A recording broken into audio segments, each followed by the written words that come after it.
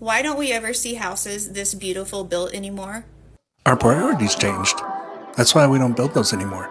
Those homes are prohibitively expensive to build and to maintain. Now, I don't disagree that those homes are beautiful and love looking at them, but I don't think I would want to own one.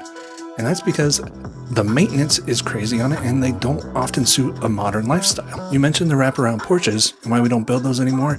Well, they were built to help with cooling. We now have AC, right? They were built to help with people who lived outside and spent more of their time in the outside of their home. We don't do that now. People spend more time inside their homes. So those are just extra costs towards building and maintenance that we don't really need, even if they look beautiful. Now, there are homes like this still being built, and they cost those millions of dollars to do so. They're not as common, but they are out there. There are builders doing that.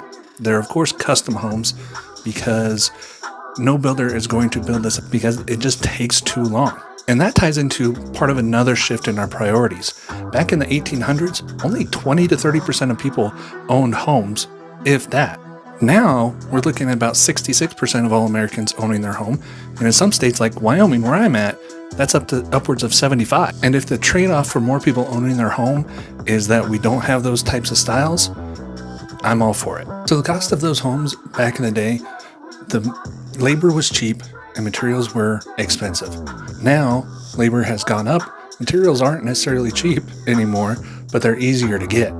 Those homes were built at the expense of those who built them. And it's not that tradesmen are no longer skilled enough to do it.